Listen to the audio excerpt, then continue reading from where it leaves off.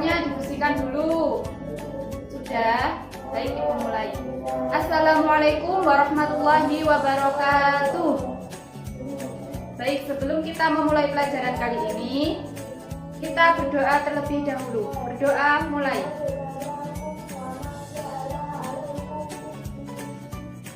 Berdoa selesai. Baik, Ibu absen terlebih dahulu ya.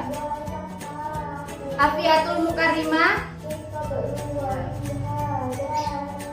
Alvira Oktavioni, Zulis Hadianti, Luciana Indrawati, Farica Maroani. Hadir semua ya hari ini. Alhamdulillah. Nah, di pertemuan minggu kemarin kita kan sudah membahas tentang melaksanakan pengurusan jenazah. Nah, di pertemuan kali ini kita akan membahas tentang saling menasehati dalam Islam.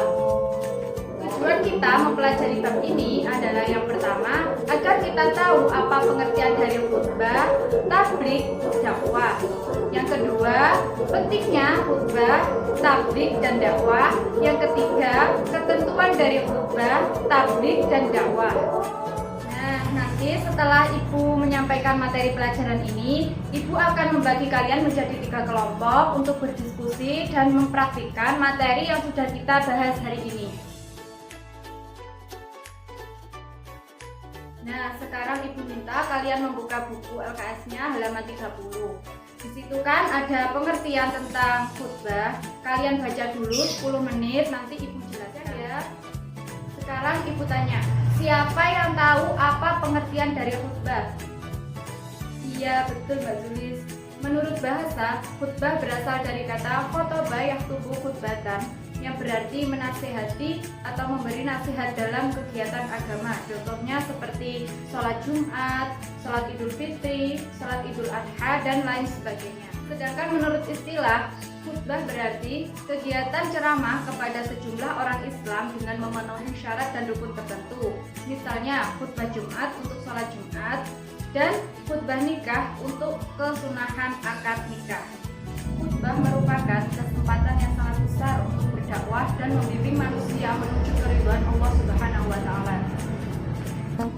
Hal ini jika khutbah dimanfaatkan sebaik-baiknya dengan menyampaikan materi yang dibutuhkan oleh hadirin untuk masalah dengan jelas, ringkas, tidak panjang lebar, dan menarik, serta tidak membosankan. Hal yang seharusnya dimiliki oleh seorang khatib, yaitu seorang khatib harus memahami kaidah ajaran Islam yang benar.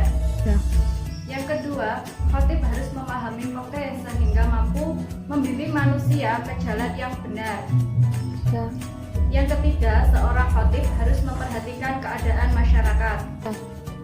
Dan yang keempat, seorang khatib seharusnya orang yang soleh, mengamalkan ilmunya dan tidak melanggar aturan yang diberikan Allah Subhanahu wa taala. Selanjutnya, ketentuan khutbah. Yang pertama ada syarat khutbah, yaitu balik, berakal sehat, Islam, dan memahami ilmu agama. Yang kedua, rukun khutbah. Yang pertama, membaca hamdalah, membaca syahadatain, membaca sholawat, berwasiat takwa, dan membaca ayat Al-Quran pada salah satu khutbah. Yang ketiga, sunnah khutbah. Yang pertama, khatib berdiri ketika membaca khutbah. Yang kedua, mengawali khutbah dengan memberi salam.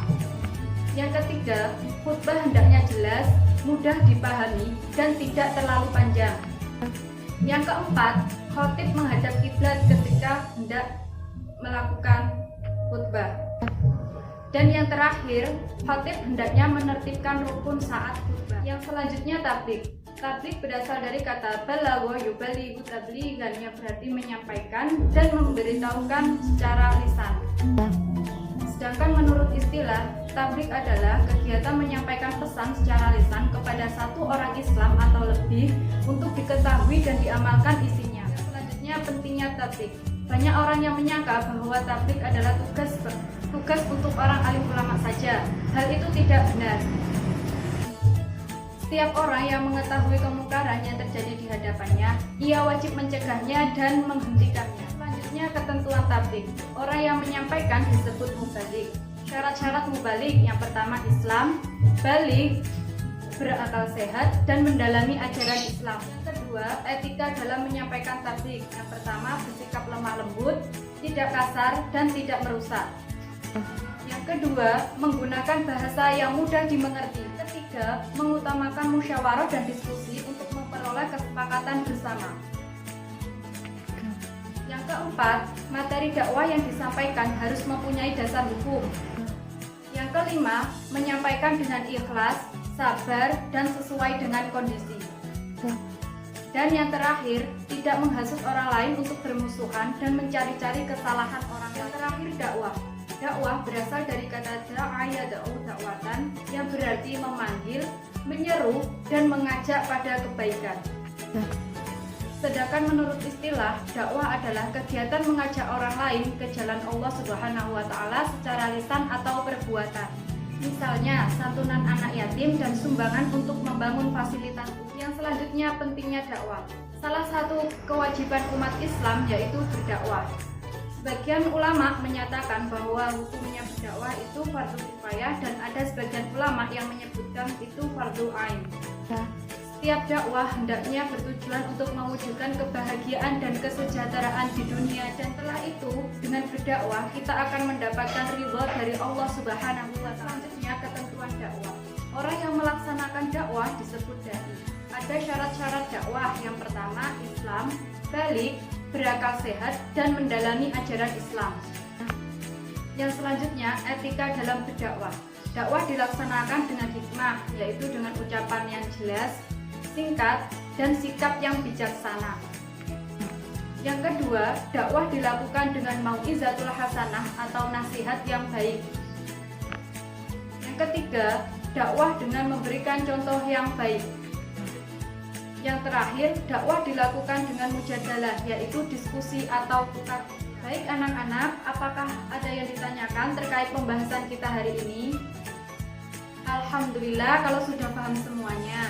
Di sini, Ibu akan membagi kalian menjadi 3 kelompok untuk membuat materi tentang khutbah, tabligh, dan dakwah.